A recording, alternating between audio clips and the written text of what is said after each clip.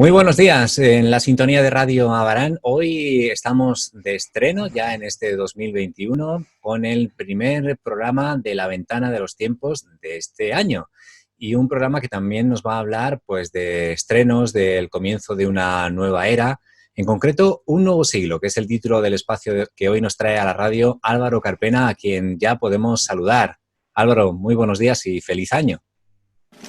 Buenos días, Jesús, y buenos días, queridos radio oyentes. Bienvenidos todos y todas a este noveno programa de La Ventana de los Tiempos en este domingo 3 de enero, festividad de San Luciano y Santa Genoveva. Dice el dicho aquello de Año Nuevo, Vida Nueva, y hoy, lejos de desearles un simple feliz Año Nuevo, al menos, como en más de una ocasión me ha comentado un amigo quien se autodefine como un pesimista bien informado, y al cual desde este medio le vamos a enviar un gran saludo. Espero que en este año 2021, al menos, si no suceden grandes acontecimientos, le deseo que en todo caso sea mejor que el año que hemos dejado atrás. Sin embargo, dicen que todos los tiempos son los mismos y que la vida fluye como una gota de agua. Hoy vamos a profundizar sobre los hechos más llamativos que acompañaron el comienzo del nuevo siglo abaranero, ni nada más ni nada menos que en aquel año de 1900. Podríamos comenzar quizás por presentar a aquel Abarán como una localidad camino de sus 4.000 habitantes, unos 4.000 habitantes distribuidos en unas 900 viviendas, de las cuales la gran mayoría se asentaban entre barrancos y los límites de la huerta, siempre ante un tortuoso, angosto y más que escalonado y conocido casco urbano, en cuyas principales vías, pues recientemente habían sido instalados los primeros puntos de iluminación. Siguiendo aquellas estadísticas publicadas para 1900, las franjas demográficas más frágiles se situaban desde el nacimiento hasta los 5 años de edad y de los 48 a los 64 años, que era el mayor nivel de esperanza de vida por aquel tiempo, siendo a partir de los 64 años cuando el índice de mortalidad se disparaba al 92%. Pero entrando en materia, tras practicarse el escrutinio con las formalidades prescritas por aquella ley electoral, un total de 10 votos a favor y una papeleta en blanco proclamarían el 5 de enero de 1900 a Domingo Gómez Gómez como el primer alcalde abaranero del pasado siglo XX. Desde dicho momento y tras una relativa calma, además de la falta de entendimiento entre dicha corporación con los médicos de la localidad, quienes, tal como dijimos en programas anteriores, acabaron abandonando su cargo ante la falta de pago, también se dieron curiosos enfrentamientos entre dicho consistorio con las dos bandas de música existentes, pues actuando desde años atrás con una calidad bastante aceptable, son numerosas noticias y llamativas anécdotas las que parecen dar fe sobre un referido clima de crispación musical. Al efecto, y rescatando algunos de muchos ejemplos, se dio el caso que por tocar sin permiso en un entierro, cosa que anteriormente no había tenido ningún incidente, pues fueron multados todos sus músicos. Pero también,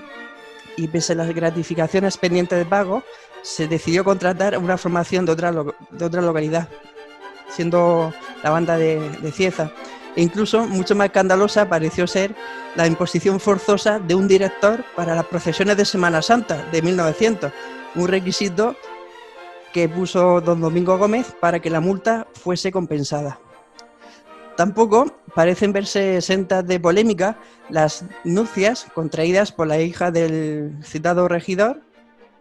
Su hija se llamaba doña Cirila Gómez Tell y se casó con el joven abogado, recién aprobada la oposición de notaría, era un abogado de Socuéllamos llamado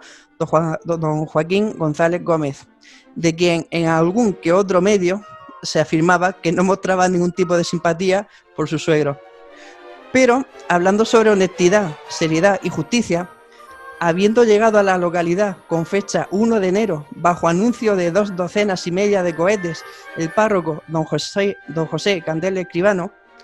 su temperamento duro y carácter austero pronto iría sumando desde fervientes fieles hasta insípidos enemigos. Profundizando sobre servicios municipales, pese a la escasa e ineficiente iluminación eléctrica que se había instalado puntualmente en algunos puntos del municipio, hay que decir que ya hablamos sobre la instalación de algunas bombillas de iluminación eléctrica en alguna calle de Abarán en el año 1900. Pero por aquí tengo un recorte que nos expone que ya en el año 1893, gracias a la fábrica de electricidad de San Rafael, situada en Blanca, dicha localidad vecina, no solo se había inscrito como los primeros municipios españoles electrificados, sino que además en un día era capaz de producir 3.000 kilos de hielo a través de la fábrica que estaba ubicada cerca de dicho generador, por no decir en el mismo edificio. Incluso serían en Abarán numerosas noches de febrero en las que debió recurrirse al alumbrado público por petróleo, destinándose para ello 9 pesetas con 40 céntimos. Y es que continuamente, como veremos hasta los años 20, que incluso ya hemos hablado de ello, igual aumentaba que disminuía el cauce de río y todo eso generaba desde la central eléctrica de Mejú que muchas veces los abaraneros y las abaraneras pues quedaran sin iluminación eléctrica. Pero también, continuando con el callejero, como hemos dicho en más de una ocasión, impracticable en su totalidad, incluso para las bestias de carga, se acordaría arreglar los caminos vecinales de la acequia de Galindo y también de acceso a la ermita. Sin lugar a dudas, esta última alegación o sugerencia sería realizada por el propio cura Candel. Costaría dicha reparación 16 pesetas y él en numerosas ocasiones, incluso en acta consistorial aparece, se personó en dichas sesiones plenarias argumentando lo penoso que resultaba para los fieles el ascenso hacia el templo de sus patronos por una cuesta que textualmente la califica como maldito barranco. Otro de los hitos que marcarían el comienzo del siglo serían las nuevas obras en el joven cementerio del Corazón de Jesús, construido en la zona del Campillo bajo la dominancia del Cabezo Negro, un cabezo que prácticamente ha desaparecido. Por consiguiente, habiéndose encargado la personación en esta villa del arquitecto don José Antonio Rodríguez, extendiéndose 77 pesetas con 52 céntimos en concepto de jornales por señalar calles y colocar hitos, ante el temor de que se produjese una nueva epidemia y considerando que el camposanto era insuficiente, no quedando suficiente terreno para abrir una zanja general, creyó el señor arquitecto, y así se confirma con la documentación del archivo municipal, se confirma la necesidad de construir un osario destinado a la conservación de los restos humanos que previamente habían sido extraídos del cementerio que existía en la era, pero no solo eso, otros restos que debían de ser extraídos de aquella zanja en la cual sin control habían sido enterrados. Pero volviendo a obras y servicios, en un momento tan precario para el abastecimiento de aguas potables, ya con fecha de 30 de junio, don Pascual Cantos Falceto, vecino accidental de Villena, solicitaría la explotación del nacimiento de la fuente de Benito, como también de los demás manantiales del municipio. Todo ello durante un breve periodo de tiempo, comprendido nada más ni nada menos que por 55 años. Por su parte, y de forma paralela, también solicitaría dicha concesión don José López Sánchez, que era vecino de Jaén. En relación a la producción agraria y coincidiendo con el lento, pero en todo caso emergente desarrollo de las vías de comunicación,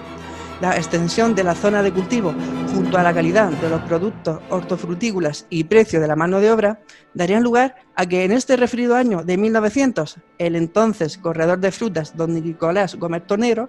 asiente en nuestra localidad la firma de Champagne Fresh Limited,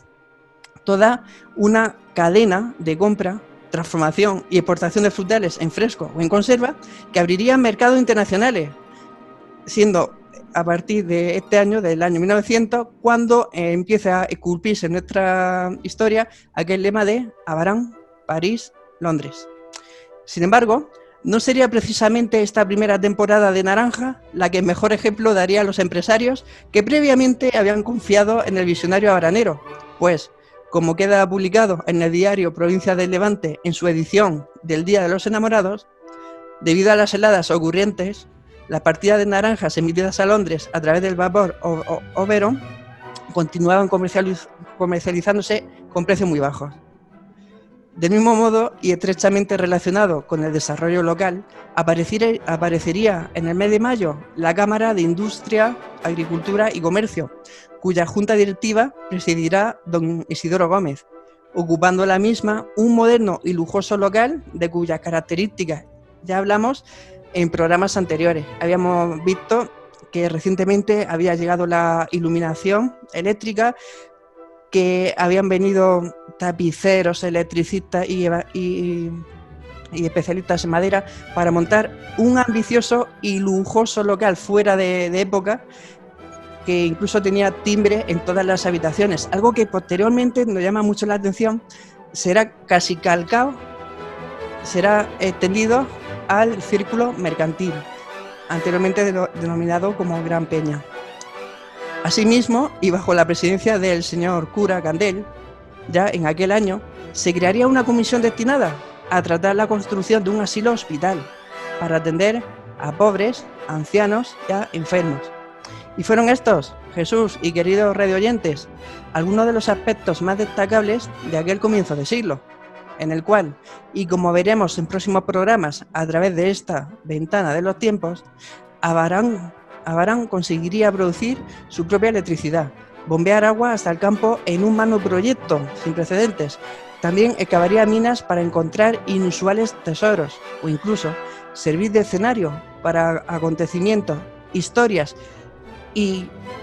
una serie de aspectos históricos que hasta ahora han permanecido ocultas entre hemerotecas, pero también en nuestro archivo municipal, un archivo municipal que vamos estudiando y haciéndolo extensible al resto de la población, humildemente a través de este programa de la Ventana de los Tiempos, junto a aquellos tesoros familiares que poco a poco nos van cediendo para poder estudiar nuestro pasado. Tras estas palabras, agradecerles su atención en este 9º programa, deseándoles, como he dicho, un siempre mejor 2021. Que vayamos al menos regular tirando mejor. Pues Álvaro, muy interesante conocer cómo fueron esos comienzos del siglo, en el año 1900, y que nos dibuja un panorama, como tú has descrito, muy prometedor, ¿no? Con muchas iniciativas que estaban ilusionando, imagino, a los vecinos de Abarán de por aquel entonces, y que gracias a ti y a personas que recopilan esos datos, esa historia, pues nos encanta poder conocer, porque imagino que en los próximos programas seguiremos conociendo cómo se iban un poco tramando, ¿no? O cómo se iba creciendo sobre esa historia, sobre esa leyenda de la Abarán París-Londres, ¿no? Claro que sí, Jesús. A lo largo del siguiente programa vamos a ir dosificando poco a poco en diferentes etapas que vamos a ir elaborando nosotros para poder ir ordenando una gran cantidad de documentación, y vamos a pasar desde un Abarán París-Londres a unos prolegómenos de la Primera Guerra Mundial, en la cual se cerrará la exportación, subirán los precios, y observaremos cómo Nicolás Gómez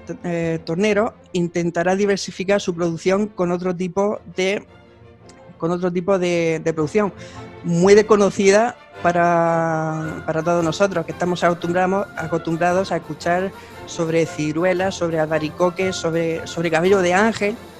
pero veremos también que con los huesos de albaricoque generó su pequeño imperio,